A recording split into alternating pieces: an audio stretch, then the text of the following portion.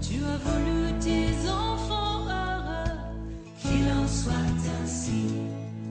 Un amour sincère au fond des yeux, qu'il en soit ainsi. Nous ne sommes pas capables, donne-nous de nous aimer, que nos vies soient acceptables, selon tes desseins parfaits.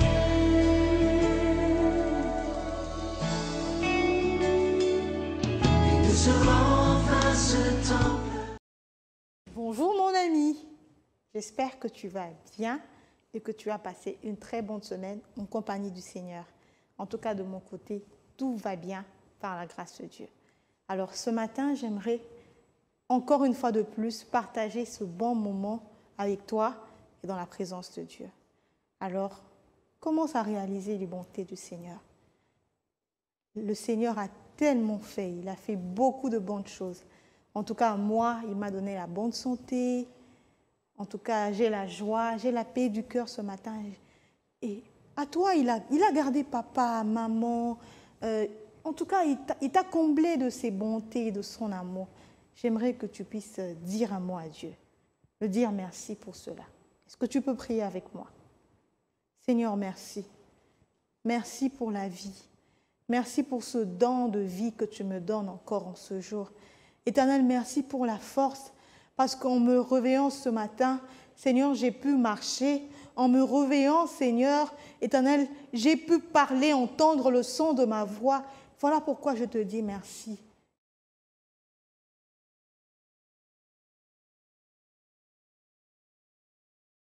J'ai pu faire les choses qu'ils avaient l'habitude de faire. Mais à moi, tu m'as accordé cette grâce. À mon ami, tu nous as accordé cette grâce. Voilà pourquoi, encore une fois de plus, nous voulons chanter tes bontés. Tu es tellement bon. L'Éternel est bon pour moi. L'Éternel est bon pour toi. Oh Seigneur, merci. Merci pour tout ce que tu fais, pour tes bontés, Jésus. L'Éternel est bon. L'Éternel est bon. L'Éternel est bon. Oh, il est bon pour moi. L'Éternel est bon. L'Éternel est bon. L'Éternel est bon. Il est bon pour moi. Ses bontés divines, son amour parfait, ses empreintes d'or font ma différence. Je ne suis qu'une fille et lui est mon papa, au regard des miens. Oh, j'ai les traits du roi, lui seul me suffit. Lui seul est tout pour moi, quand je ne sais comment dire. Je me mets à chanter, il est bon, l'Éternel est bon, il est bon, l'Éternel est bon, l'Éternel est bon, il est bon pour moi. Oh, l'Éternel est bon, l'Éternel est bon, l'Éternel est bon, l'Éternel est bon. Oh, l'Éternel est bon. Il est bon pour moi. Oui, mon ami, continuez à chanter les bontés de l'Éternel. Continuez à déclarer, à dire les bontés de l'Éternel. Seigneur, tu es bon pour moi. Tu es bon pour ma famille. Seigneur, tu es bon pour mon église. Tu es bon pour mon pays. Seigneur, tu es bon pour moi. Tu es bon pour moi. Que ce matin, je viens répondre à tes bontés. Ce matin, je viens répondre à ton amour parce que tu es un Dieu plein d'amour. Tu es un Dieu plein de bonté. Seigneur, chaque matin, tu nous renouvelles tes bontés. Chaque matin, tu nous renouvelles tes bontés. Raison pour laquelle nous voulons crier fort que tu es bon, Jésus. Que tu es bon, Seigneur. Seigneur, nous venons encore te dire que nous t'aimons. Mon ami et moi venons te dire que nous t'aimons, que notre amour pour toi est plus fort, notre amour pour toi est grand. Nous venons encore le dire que nous t'aimons. Mon ami, est-ce que tu peux chanter avec moi ce chant? Il dit simplement « Nalingi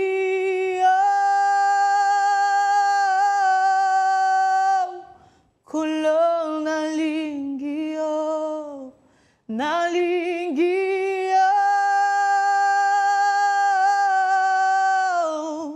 kulo nalingi nalingi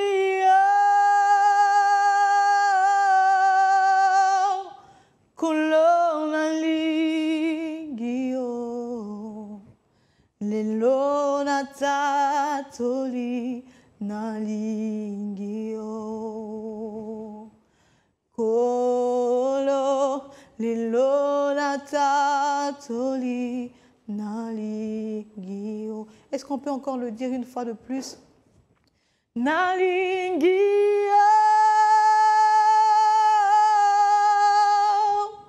kolo nalingi nalingi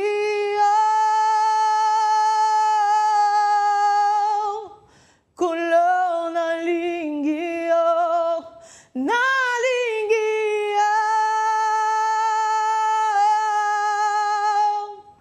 kulo nalingi lelo natatoli nalingi kolo lelo natatoli nalingi.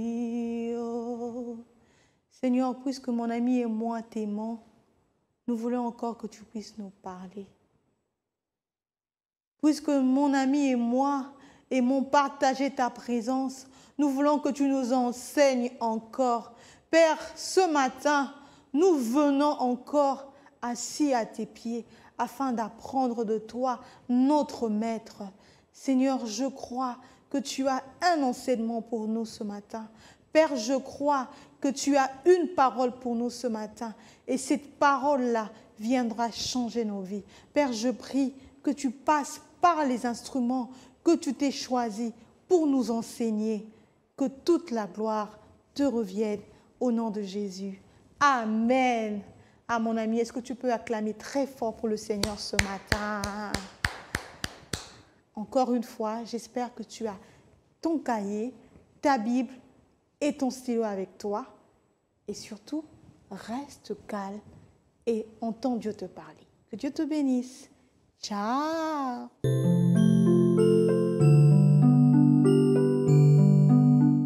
Shalom les amis! Je suis très contente de te retrouver ce dimanche matin pour parler de la parole de Dieu. J'espère que tu te portes très bien par la grâce de Dieu. J'ose croire que tu as bien retenu notre thème qui est « Enseigne-moi ». Disons-le encore avec moi, « Enseigne-moi ». Notre leçon d'aujourd'hui est « Contrôle-toi ». Répète-le encore, « Contrôle-toi ». Alors mon ami, sois très attentif. Je vais te raconter une histoire tirée dans le livre de 2 Samuel au chapitre 16, versets 5 à 10. Il y a un homme dans la Bible que tu connais bien. Son nom est David. Lorsque David était devenu roi, David avait connu tellement de problèmes. D'abord, ses ennemis voulaient le tuer. Et plus tard, son propre fils cherchera à le tuer pour devenir roi à sa place. Tous ces problèmes l'avaient tellement dérangé qu'il n'en pouvait plus. Et pour échapper à toutes ces personnes qui voulaient le tuer, David a décidé de s'enfuir très loin dans une autre ville, espérant que là au moins, il allait être en sécurité et vivre en paix. Mais ce qui est encore triste, c'est qu'en chemin, alors qu'il s'enfuyait, le roi David a rencontré un homme très méchant appelé Shimei, qui le connaissait très bien, mais qui s'est mis à l'insulter, à le maudire, à jeter des pierres sur lui et sur ses ministres. Shimei, cet homme méchant, criait en disant très fort: « Assassin, tu ne vaux rien. Tous les malheurs qui t'arrivent, c'est bien fait pour toi. Tu es un voleur. » Pauvre David, quelle honte ce méchant homme lui avait ressenti devant ses ministres et devant les gens qu'il connaissait qu'il était roi. Mais en tout cela, David a pu se contrôler. Il n'avait pas mal réagi, encore moins, il n'a pas répondu à ce méchant homme. Le roi David était si calme face aux mauvaises paroles et aux mensonges de ce méchant homme. Il a fait preuve de maîtrise. Il aurait pu réagir en essayant de trouver à ce Shimei que c'était lui le roi. Mais il a retenu toutes ses mauvaises envies de réagir. Il s'est contrôlé. Alors toi aussi, mon ami, comme David, apprends à te contrôler. Quand les autres essayent de te rendre triste par des mauvaises et méchantes paroles, tu n'as pas besoin de te fâcher ou de leur répondre méchamment. Et même quand ils se moquent de toi, continue à te contrôler. N'agis pas mal. Même si les autres te provoquent et qu'ils veulent se battre avec toi, n'agis pas comme eux. Garde ton calme. Soit, lorsque tu es à table et que maman a servi ton plat préféré, quand tu as mangé et que tu es déjà rassasié, maîtrise et retiens ton appétit. Ça ne sera pas toujours facile, mon ami, pour toi. Mais sache que tu peux compter sur l'aide précieuse du Saint-Esprit qui te rendra capable d'y arriver. Alors, mon ami, fermons nos yeux, nous allons prier. Doux Jésus, merci pour ta parole. Aide-moi à toujours me contrôler face aux problèmes de ma vie. Amen. Que Dieu te bénisse, mon ami. Je compte sur toi pour que tu respectes les gestes barrières que tu connais déjà. Bon dimanche. Que Dieu te bénisse. Bye bye. Shalom les amis, shalom, shalom les amis. Je suis très contente de savoir que vous êtes là ce matin pour écouter la parole de Dieu. Et très contente aussi de pouvoir partager avec vous cette parole. Vous savez, c'est toujours un bonheur de manger à la table du Seigneur, de manger, d'être au pied du Maître et d'écouter sa parole. C'est vraiment un bonheur, un plaisir. Alors, sens-toi à l'aise, mon ami. J'espère que tu sais de quoi on est en train de parler. Nous sommes en train d'apprendre quelques leçons au pied du Maître. Et aujourd'hui, nous sommes à notre 16e leçon. Et tu sais comment s'intitule notre 16e leçon? Non, tu ne sais pas. Alors, je vais te le dire. Notre 16e leçon s'intitule « Domine sur toi ». Tu peux répéter avec moi « Domine sur toi ». Alors, j'espère, mon ami, que tu as avec toi ton cahier, ton stylo ou ton crayon et ta Bible. Et que à côté de toi, il y a ton frère ou ta sœur qui sont là pour écouter la parole de Dieu. Si c'est le cas, on va continuer, c'est très bien. Alors, je te disais déjà tout à l'heure que notre thème d'aujourd'hui, c'est « Domine sur toi ». Je veux te poser une question, on va réfléchir ensemble. Imagine-toi en train de jouer avec tes amis, en soit en train de jouer au foot, en train de jouer à la PlayStation, en train de jouer, voilà, avec tes amis. Imagine tous les jeux que tu connais. Et qu'il y a un ami qui, par mégarde, a peut-être bougé son bras et qui t'a cogné très fort sur le visage et ça t'a fait très mal. Comment est-ce que tu vas réagir? Je connais certains qui ils vont même pas hésiter. Avant même de remarquer que l'ami a fait ça, qui n'a pas fait ça exprès, vont directement prendre aussi, lever leurs mains et taper sur l'ami. Je connais d'autres aussi qui vont directement bousculer leur ami. Et j'en connais aussi certains qui vont d'abord regarder l'ami et dire « Mais pourquoi tu m'as fait mal comme ça ?» Et l'autre dit « Ah non, non, je n'ai pas fait ça exprès, c'était un accident. » Ah d'accord, je te pardonne. Il y a plusieurs réactions que nous pouvons avoir face à ces genres de situations. Ou même quand tu es à l'école, on t'énerve. Mais toi, comment tu réagis quand ça t'arrive? Et ce matin, par rapport à toutes ces choses, toutes les réactions ou encore les actions que tu peux poser au pied du maître, le Seigneur vient te dire « Domine sur toi ». Dominer sur soi, ça veut dire quoi? Contrôler ses actions, ses réactions. Contrôler ses envies, contrôler ses désirs. C'est ce que ça veut dire, domine sur toi. C'est-à-dire, tu es face à une situation où on t'a énervé, tu peux gifler la personne sans te contrôler, mais le Seigneur te dit quoi? Domine sur toi. Domine sur tes actes, domine sur tes réactions, domine sur tes désirs, sur tes envies, sur tout ton être. Domine sur toi. Domine sur la colère. Vous savez, la colère, c'est une très mauvaise chose. Très mauvaise chose. On va le lire avec notre lecture biblique de base. Vous allez voir pourquoi je dis que la colère est une très mauvaise chose. Et ça fait partie des choses sur lesquelles il faut dominer. Tu vas ouvrir ta Bible dans Genèse 4. Genèse 4, 1 à 8. C'est une histoire que tu connais très bien. Il s'agit de Caïn et Abel. Le Seigneur demande à Caïn et Abel de faire un sacrifice. Les deux viennent, ils sont les fils de Adam et Abel. Les deux viennent, Caïn prépare son offrande, Abel aussi prépare son offrande.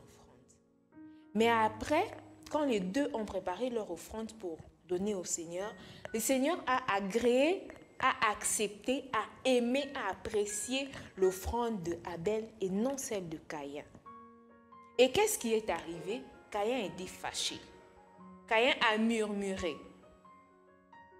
Après avoir murmuré, après s'être fâché, qu'est-ce qu'il fait? Il prend son frère à côté. Il prend son frère à côté.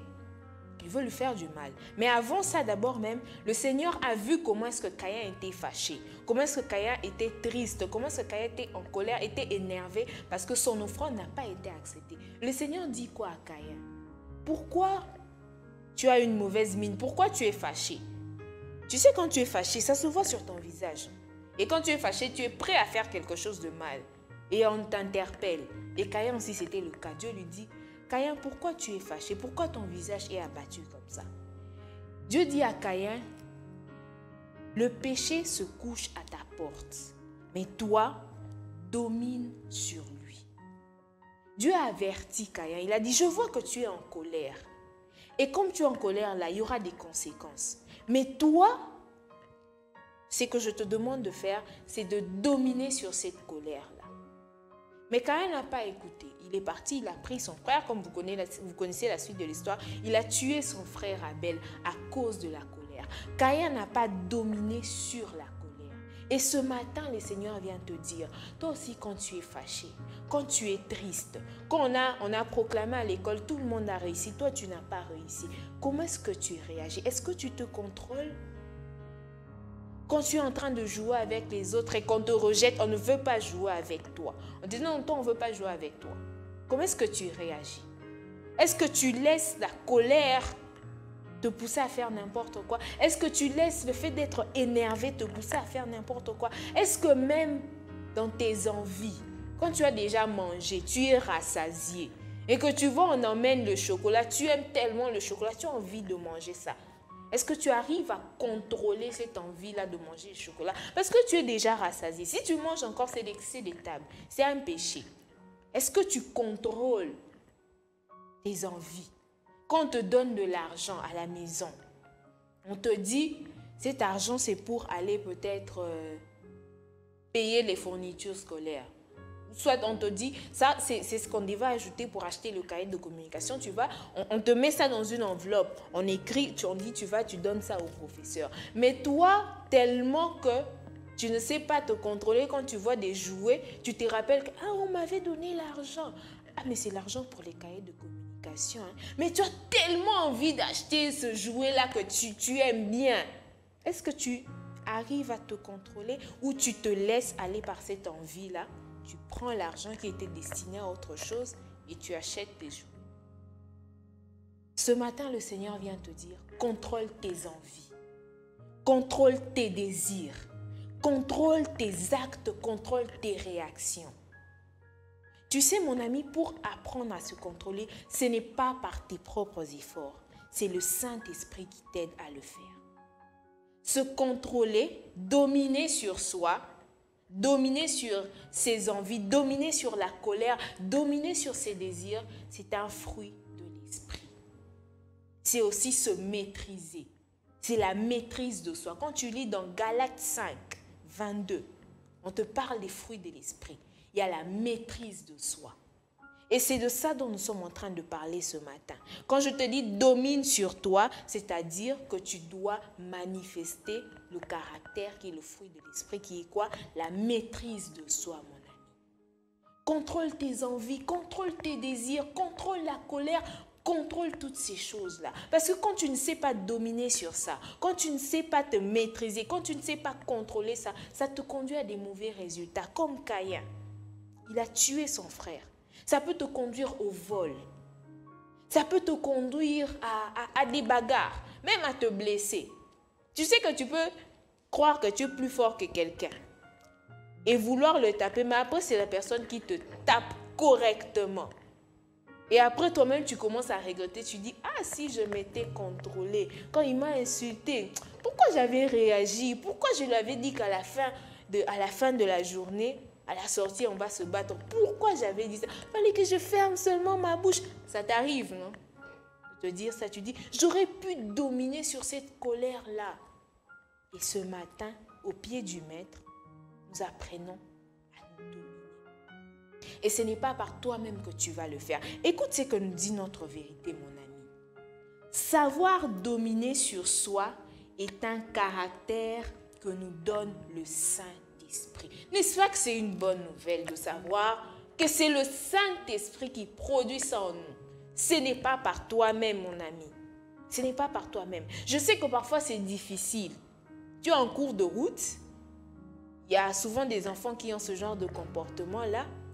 Tu vois une grande personne qui tombe, tu te mets à rire, tu te moques de la personne. Est-ce que tu ne peux pas te contrôler? Et parfois, quand tu fais ça, la personne réagit, elle vient, elle te gronde, elle te tape, parce que c'est une grande personne. Tu vas te mettre à pleurer là-dedans. On t'a tapé juste parce que tu n'as pas su dominer sur toi.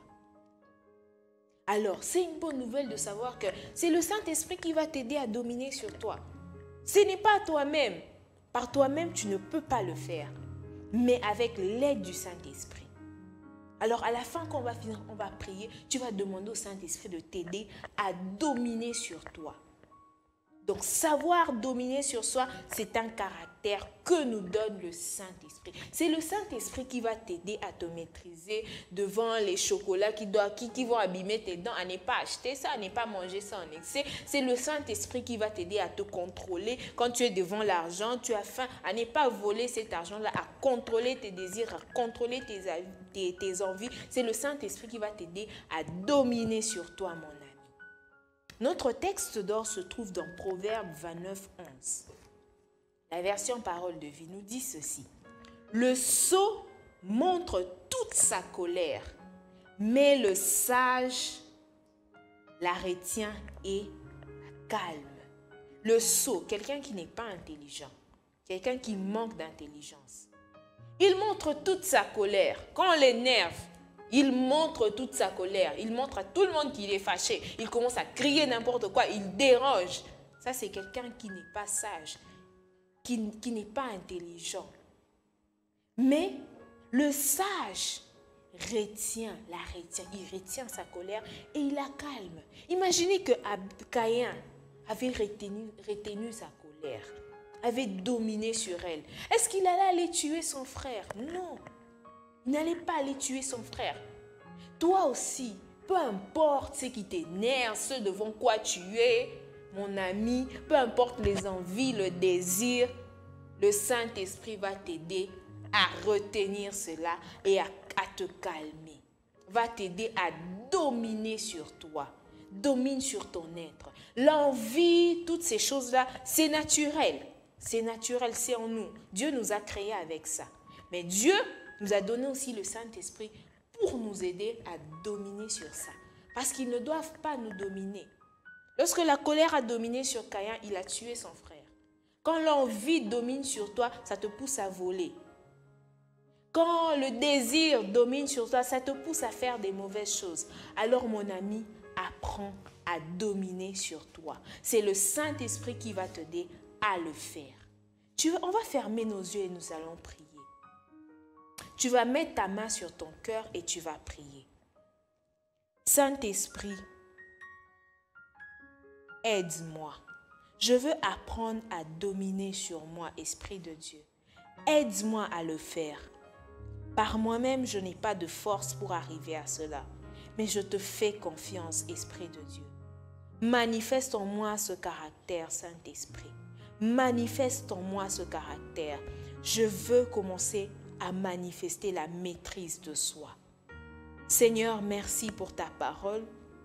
Merci de nous avoir nourris encore ce matin. Merci de nous parler, de nous enseigner à tes pieds. Nous voulons mettre en pratique ces choses et vivre cela. Au nom de Jésus, nous avons ainsi prié. Amen. Mon ami, j'espère que tu continues à respecter les gestes barrières.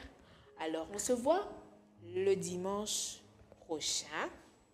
Et que Dieu te bénisse. Bon dimanche. Bye bye. Bonjour les soldats de Jésus. Bonjour les vaillants guerriers de l'Éternel. J'espère que vous allez bien en ce matin.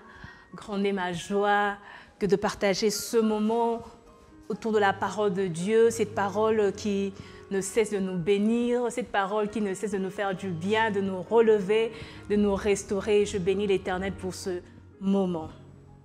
Allez. Mon ami, ce matin encore, le Maître nous appelle. Il nous appelle à ses pieds parce que justement, il a encore de choses à nous dire, il a encore des leçons à nous partager. J'espère que tu es prête à écouter le Maître. Donc, tu as compris par là que nous sommes toujours dans notre thème « Quelques leçons au pied du Maître ». Et la leçon justement que le Maître s'est choisi de nous partager aujourd'hui s'intitule « Domine sur toi-même ». Je répète, « Domine sur toi-même ». Domine sur toi-même, qu'est-ce donc? Premier point, définition. Domine sur toi, c'est avoir la maîtrise de soi. Vous remarquerez peut-être dans mes propos, j'emploierai peut-être plus la maîtrise de soi, que cela ne vous embrouille surtout pas. Maîtrise de soi, c'est ça, domine sur soi-même. Amen? Oui, je disais donc que domine sur toi-même, c'est avoir la maîtrise de soi, le contrôle de soi, la tempérance. Deuxième définition, domine sur toi-même, c'est une force intérieure qui permet de maîtriser, de contrôler ses sentiments, ses émotions, ses réactions et même ses pulsions. Ça, c'était définition. On passe à notre deuxième point. C'est domaines dans lesquels nous pouvons manifester la maîtrise de soi ou encore le fait de dominer sur soi-même. Quels sont les domaines de notre vie? Alors la réponse, elle est directe. C'est dans tous les domaines de notre vie que nous pouvons manifester la maîtrise de soi. Que ce soit avec les parents à la maison, encore avec les amis à l'école, nous devons toujours manifester justement cette maîtrise de soi. Mais il faut noter que la maîtrise de soi, elle concerne surtout encore plus notre être. Quand je dis notre être, je vois l'âme et le corps. L'âme et le corps. Nous savons très bien que l'âme, c'est le siège de nos émotions, c'est le siège de la volonté, c'est le siège de la pensée. Et c'est un peu, justement, être sollicité par différentes pensées, que ce soit des pensées impures ou encore des inquiétudes. Elle peut être sollicitée aussi par différentes émotions, que ce soit la peur ou encore la colère ou encore l'irritation. Donc, elle peut être sollicitée par plusieurs types d'émotions ou encore plusieurs types de pensées. Mais dans toutes ces choses, nous devons justement apprendre à dominer sur chacune d'elles. Nous devons apprendre à dominer sur chacune d'elles pour justement garder pures les pensées. Parce que la Bible nous le recommande, nous le voyons même dans Philippiens. Dans Philippiens 4, 8, où la Bible nous le recommande. Je veux lire Philippiens 4, 8. La Bible déclare, « Au reste, frères, que tout ce qui est vrai, tout ce qui est honorable, tout ce qui est juste, tout ce qui est pur, tout ce qui est aimable, tout ce qui mérite l'approbation, ce qui est vertueux et digne de louange soit l'objet de vos pensées. » Donc, la Bible nous recommande de garder nos pensées pures et nous recommande même de garder notre cœur plus que tout. Notre cœur, il nous demande de garder notre cœur plus que tout. Donc, pour justement arriver à garder pures nos pensées et à garder notre cœur de toutes ces sollicitations, nous devons apprendre justement à dominer sur chacune de ces émotions, à dominer sur chacune de ces pensées. Amen, amen. Ça, c'était l'âme. Maintenant, le corps. Le corps, c'est cette enveloppe physique que nous voyons, qui est fait des organes moteurs, mais aussi des organes de sens. Les organes de sens que nous connaissons, il y en a 5 au total, n'est-ce pas? Et ces organes de sens constituent en fait les portes par lesquelles nous percevons les mondes. C'est-à-dire que les informations venant du monde pour entrer en nous, elles doivent passer justement par ces différentes portes, que ce soit la vue, que ce soit l'ouïe, que ce soit l'odorat, que ce soit le goût, encore le toucher. Donc, ce sont ces différentes portes par lesquelles en fait, nous recevons les informations venant du monde. Amen. Alors, d'où la nécessité de filtrer les choses ou encore d'être sélectif. C'est-à-dire que nous ne pouvons pas laisser entrer toute chose en nous. Nous devons justement être sélectifs par rapport à ces choses. Et c'est justement dans cette notion de sélection, dans cette sélection qu'on réside en fait la notion de la maîtrise de soi. Comment ça? Je vais l'expliquer autrement. Prenons l'exemple, il y a un match de football. On dit que l'entrée est gratuite au stade. Alors je suis sûre que tout Kinshasa voudrait aller entrer pour assister à ce match. Que ce soit des personnes responsables, que ce soit des voleurs ou encore des clowns, tout le monde voudra aller assister à ce match. Et bien justement, si on ne place pas devant l'entrée des soldats ou encore des policiers pour justement sélectionner les gens qui doivent entrer, et bien une fois à l'intérieur, si on laisse entrer des voleurs et des clowns, une fois à l'intérieur, ça sera difficile de les maîtriser parce qu'ils vont créer des dégâts. Alors c'est pareil aussi avec notre âme. C'est-à-dire que lorsque nous ne savons pas sélectionner ce que nous devons laisser entrer, une fois que ça entre, on ne saura plus maîtriser en fait les choses. Voilà pourquoi je disais que la notion de la sélection en fait ressortait aussi la maîtrise de soi. Est-ce qu'on est ensemble? Gloire à Dieu. Et je passe à notre troisième point, c'est que la maîtrise de soi révèle sur nous-mêmes. Qu'est-ce que la maîtrise de soi révèle sur nous-mêmes? Premièrement, la maîtrise de soi révèle le héros en nous. Les héros en nous, ok. Nous le voyons dans Proverbe 16, au verset 32. Lisons Proverbe 16, 32. La parole de Dieu déclare « Celui qui est lent à la colère vaut mieux qu'un héros. » Celui qui est lent à la colère vaut mieux qu'un héros. Voyons simplement avec l'exemple de Christ, notre héros à nous tous. Christ est venu dans ce monde, il a pris la forme humaine, il a revêtu la chair, il est devenu 100% homme. C'est-à-dire qu'il ressentait toutes les émotions possibles qu'un homme normal pouvait ressentir. Il pouvait ressentir la colère, la joie, la tristesse et j'en passe. Il pouvait ressentir toutes ces émotions. Mais Christ, quand on le voit même dans Gethsémane, vous voyez Christ angoissé. Angoissé au point où sa sueur est même devenue du sang. Alors, je ne sais vraiment pas m'imaginer une telle frayeur au point où sa sueur devient du sang. Donc, pour dire que Christ a su ressentir toutes les émotions possibles. Et il a connu sur son passage sur terre, dans son passage sur la terre, il a connu tellement de choses qui ont touché à son âme. Je donnais l'exemple de Gethsémane où l'angoisse est montée tellement en lui au point où sa sueur est devenue du sang. Et il a été fouetté comme un vulgaire voleur, fouetté. Et sur la route vers Golgotha, il a été insulté. Certaines personnes se sont permis même de le cracher dessus. Arrivé au mont Golgotha, imaginez un grand gaillard de 33 ans à qui on a ôté ses habits, il reste presque nu comme ça devant le gens. Je m'imagine, c'est quelle humiliation, mon ami. Quelle humiliation. Et ce n'était pas arrêté là. Il est même monté sur la croix, on l'a cloué sur la croix. Et même un voleur, tout courageux qu'il est, s'est permis même de lui pointer du doigt pour dire, si tu es fils de Dieu. Ah, mon ami, Christ a connu en tout cas j'appelle ça un cocktail d'émotions.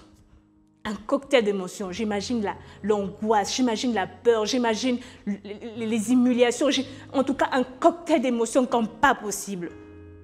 Mais n'oublions pas, certes, il était 100% homme, mais il était aussi 100% Dieu.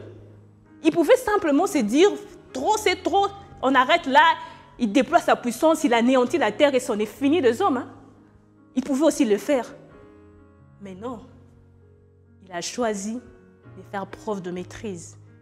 Il a choisi de se contrôler. Et il a accepté de mourir sur la croix.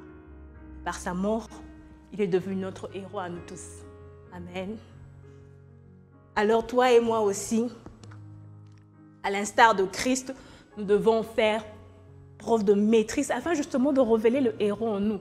Comment on révèle le héros en nous? Eh bien, prenons l'exemple, tu es à l'école. On sait très bien que mon ami, lui, quand il ouvre la bouche, c'est pour évangéliser, il parle de la parole de Dieu, il enseigne, il veut gagner les âmes à Christ. C'est en tout cas tout à ton honneur, mon ami. Mais je sais que les gens ne te laisseront pas tranquille pour autant. Hein. Il y a toujours un groupe de gens là qui vont justement essayer de te déstabiliser. Ils te déstabilisent en racontant des mensonges sur toi. Ils vont justement aller toucher justement là où ça fait le plus mal pour que justement tu puisses réagir et réagir mal. Et quand tu réagis mal, eh ben, eux, ils ont raison. Et par contre, les âmes que tu cherchais à gagner à Christ risquent de... Une incrédulité risque de monter en eux. Tu risques de perdre ces âmes. Alors quand tu fais preuve de maîtrise, tu les enseignes non pas seulement par tes paroles, mais tu les enseignes aussi par ta manière de réagir. Ils seront plus réconfortés, ils seront plus fortifiés et ils seront encore plus motivés à donner leur vie à Jésus-Christ. Voilà, n'est-ce pas héroïque, mon ami? N'est-ce pas héroïque? Ah, gloire à Dieu. Voilà, j'étais en train de parler de ce que la maîtrise de soi révélée en nous-mêmes. Je disais premièrement qu'il révèle le héros en nous. Et deuxièmement, il révèle une intelligence. Il révèle l'intelligence. Là, nous le voyons dans Proverbe 14, au verset 29. Disons la parole de Dieu, 14, 29. Ok. Celui qui est lent à la colère a une grande intelligence. Celui qui est lent à la colère a une grande intelligence. Oui, l'intelligence pour arriver à comprendre que lorsque le diable te cherche, lorsqu'il veut te pousser à la réaction, ne pense pas simplement que c'est toi seul qui vise. Ce n'est pas toi seul qu'il vise. Il sait très bien que tu es la maternité d'un peuple nombreux, tu es la maternité des personnes. C'est par toi peut-être que tu peux gagner les gens à Christ, rien que par ton témoignage. Il sait que tu es une maternité. Voilà pourquoi, quand il cherche à te pousser à la réaction, il veut justement atteindre cette multitude, ces peuples nombreux qu'il y a derrière toi. Un de nos pasteurs a donné cette illustration d'un mur tout blanc. Et au milieu de ce mur, on a juste dessiné un point noir. Et on fait passer à peu près 9 personnes. On leur pose la question, qu'est-ce que vous voyez? Les 9 personnes ont vu que la tache noire. Une seule personne a dit qu'il y a beaucoup de blanc et une petite tache noire. Pour dire que les gens ont toujours tendance à se souvenir de choses, de mauvaises choses en fait. Tu dois faire un effort de garder ces témoignages pour que on ne puisse pas se souvenir de toi comme étant une tâche, comme étant cette erreur-là, comme étant cette réaction mauvaise que tu as eue là. Donc tu dois faire un effort afin de ne pas céder aux sollicitations du diable. Amen. Et la troisième chose que la maîtrise de soi revêt sur nous-mêmes, elle revêt sur nous la sagesse. La sagesse. Là, nous le voyons dans Proverbe 19 au verset 11. La Bible déclare, l'homme qui a de la sagesse est lent à la colère. Amen. Nous passons à notre quatrième point. Comment acquérir justement cette maîtrise de soi? Comment arriver à dominer sur soi-même? La première des choses, c'est d'abord la prise de conscience. Prendre conscience que l'on a du mal à faire preuve de maîtrise. Un serviteur de Dieu a dit,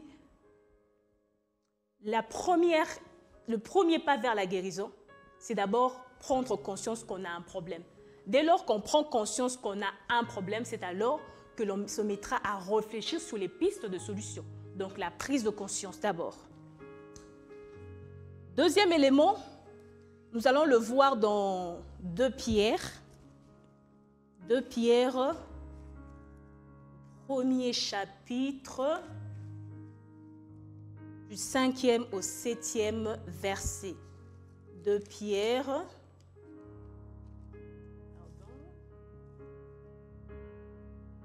Voilà, 2 Pierre au premier chapitre, du 5e au 7e verset. Écoutez ce que la parole de Dieu déclare. À cause de cela, faites tous vos efforts pour joindre à la foi la vertu, à la vertu la science, à la science la tempérance. Souviens-toi, plus haut qu'on a défini, domine sur toi-même comme étant une tempérance. Je disais donc à la science la tempérance, à la tempérance la patience, à la patience la piété, à la piété l'amour fraternel et à l'amour fraternel la charité. Donc, faites de tous vos efforts. C'est-à-dire que toi et moi, nous avons un effort à fournir. Un effort à fournir pour pouvoir arriver à manifester justement la maîtrise de soi. Comment fournir cet effort-là? La Bible nous dit que Dieu met devant nous 2 chemins, la vie et la mort. À nous de faire le choix. Nous avons un effort à fournir en termes de choix à faire, en termes de résolution à prendre. C'est-à-dire que tu dis non, je ne sais pas faire preuve de maîtrise de soi, je le reconnais. Il faut maintenant que je fournisse des efforts. Il faut vraiment que je fournisse des efforts. C'est-à-dire que je puisse faire un bon choix, que je fasse le choix maintenant de pouvoir manifester cette maîtrise de soi. Mais il faut savoir qu'au-delà des efforts que l'humain peut chercher à faire pour manifester la maîtrise de soi, il est quand même limité. D'où il a besoin d'un plus grand que lui. Il a besoin d'un plus fort que lui. Il a besoin du Saint-Esprit. C'est le Saint-Esprit qui viendra justement faire asseoir les résolutions ou encore les choix qui ont été faits. C'est lui qui viendra faire asseoir ces choses. Prendre une décision, c'est bien bon, mais l'appliquer, c'est encore mieux. Mais c'est justement la part du Saint-Esprit. Il viendra justement faire asseoir ces choses, nous permettre de les appliquer dans notre vie réellement. Il viendra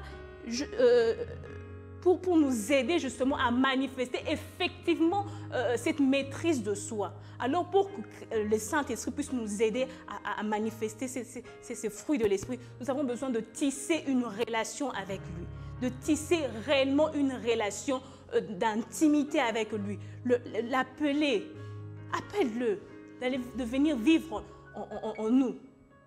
À l'appeler afin de faire grandir justement notre intimité avec lui, afin qu'il puisse prendre le contrôle de notre vie, qu'il puisse diriger toutes choses. C'est lorsqu'il grandit en nous, c'est lorsqu'il dirige toutes choses, c'est alors qu'il commencera à manifester en nous les éléments attachés à sa nature. Et les éléments, entre autres, les éléments attachés à sa nature, c'est justement la maîtrise de soi. Comme nous le voyons dans Galates, où on a parlé de fruits de l'esprit.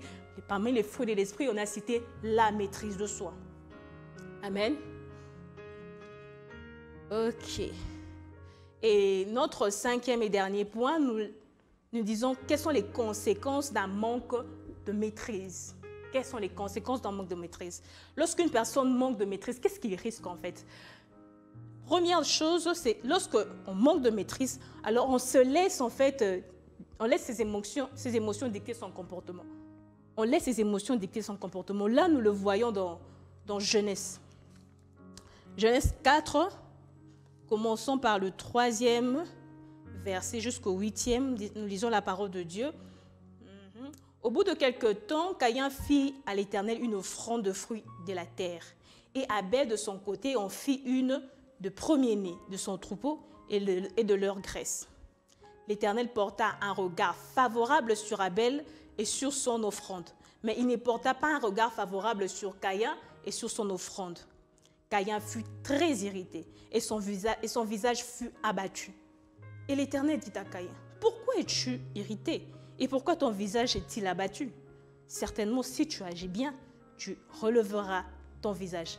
Mais si tu agis mal, les péchés se couchent à ta porte et ses désirs se portent vers toi. Mais toi, domine sur lui. » Cependant, Caïn adressa la parole à son frère Abel, mais comme ils étaient dans le champ, Caïn se jeta sur son frère Abel et le tua. Vous voyez ici, Caïn n'a pas su dominer sur ses émotions. C'est vrai qu'il s'est senti irrité, le fait que pourquoi Dieu a choisi le front de mon frère et non pas le mien? Ben, c'est le choix de Dieu, qu'est-ce qu'on y peut? C'est le choix de Dieu. Alors, est-ce que c'était vraiment une raison pour s'irriter contre son frère? Encore une question. Mais il s'est irrité. Il s'est irrité et il a laissé cette colère monter tellement en lui, au point même de dicter un comportement. Et Caïn est allé jusqu'à tuer son frère. Jusqu'à tuer son frère. Vous voyez que quand l'on ne sait pas faire preuve de maîtrise de soi, on devient comme esclave de ses pulsions.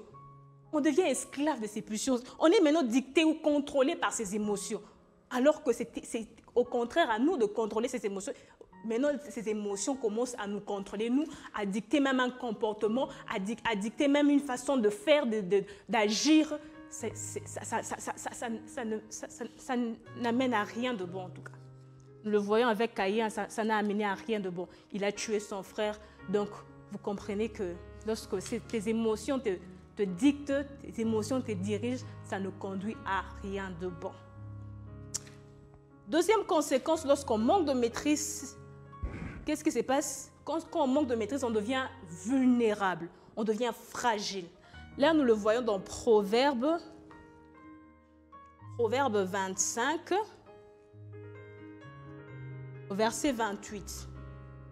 25-28, la Bible déclare « Comme une ville forcée et sans muraille, ainsi est l'homme qui n'est pas maître de lui-même. » Pour expliquer en fait ce verset, en fait dans les sociétés médiévales, dans le Moyen-Âge, il arrivait, et c'était vraiment un style de vie, où un peuple, pour montrer sa suprématie, pour montrer qu'il est supérieur à un autre, qu'est-ce qu'ils faisaient?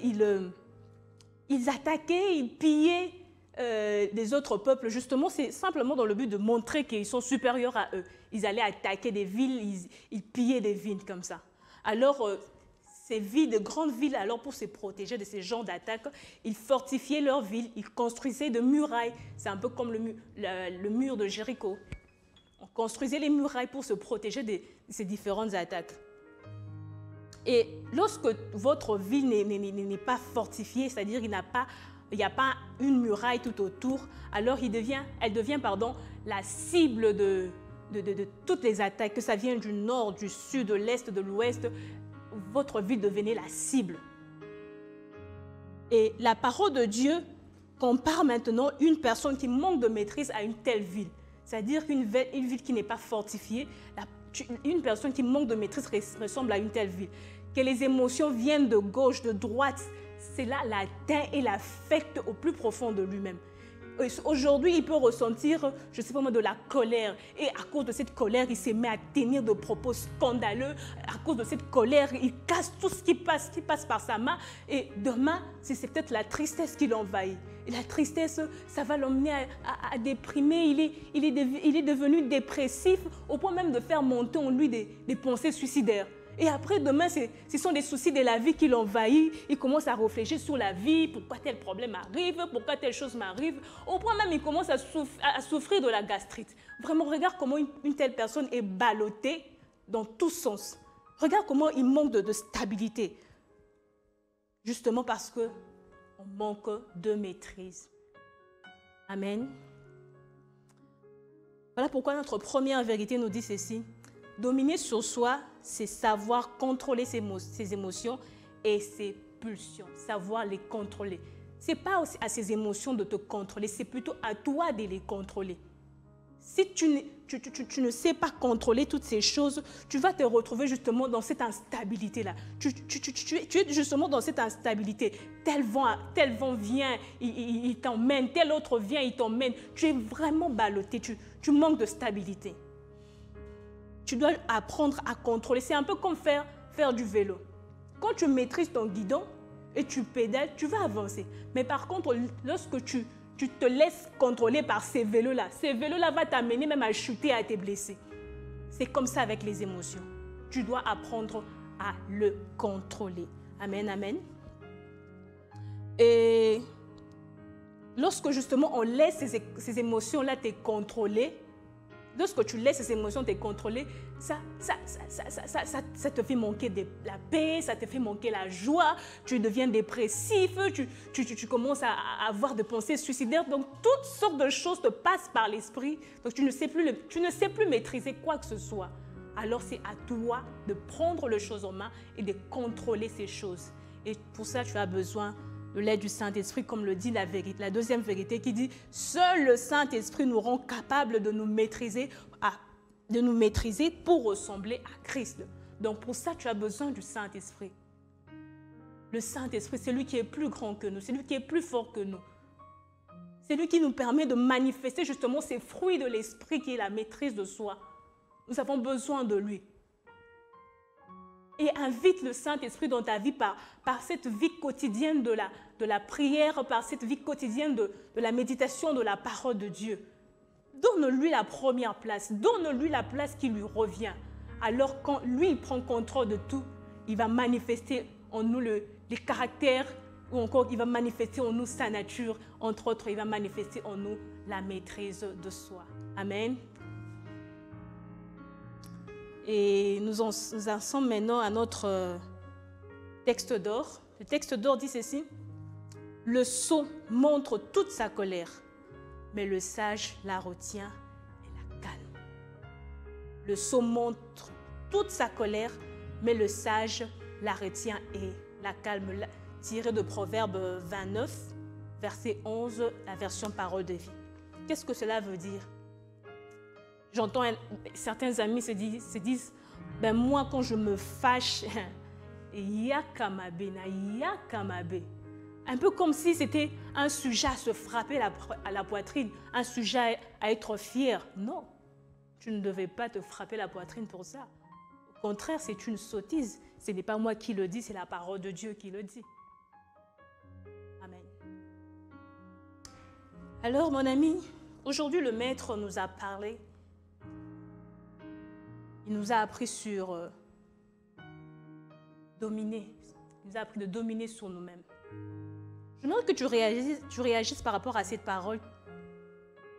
Je ne sais pas, quelle nature sera ta réaction? Est-ce que tu vas réagir en fonction d'être sélectif par rapport aux films que tu suis, par rapport au genre de musique que tu suis?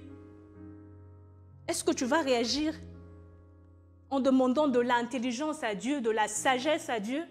Est-ce que tu vas réagir en demandant justement la communion avec le Saint-Esprit? Mais j'aimerais que tu réagisses selon que l'Esprit de Dieu fait monter en toi. Éternel Dieu de grâce, Éternel Dieu Tout-Puissant, Père, merci Seigneur de nous avoir parlé, Seigneur. Tu nous as appris qu'il nous faut dominer sur nous-mêmes, dominer sur nos émotions, Seigneur Jésus-Christ. Père, nous avons conscience que parfois nous manquons de maîtrise. Parfois nous manquons de maîtrise. Il y a certaines situations qu'on aurait pu éviter si justement on avait su faire preuve de maîtrise. Alors je prie, Saint-Esprit de Dieu, viens au secours de notre faiblesse, Seigneur. Viens au secours de notre faiblesse. Nous avons besoin de ton aide. Nous avons besoin de ton aide pour être justement sélectifs par rapport aux choses que nous regardons, aux choses que nous entendons. Nous avons besoin de ta présence pour justement manifester l'intelligence afin de comprendre les choses telles que toi tu le comprends, Seigneur Jésus-Christ. Nous avons besoin de toi, Seigneur. Manifeste-toi dans nos vies, Seigneur. Nous voulons justement partager cette même nature que toi, Saint-Esprit. Nous voulons partager cette même nature que toi. S'il te plaît, Seigneur. Nous te prions dans le nom de Jésus-Christ. Amen. Gloire à Dieu. Alors les amis, je vous souhaite un bon dimanche et je nous rappelle justement le respect de mesures barrières. Alors, on se dit au revoir et à la prochaine.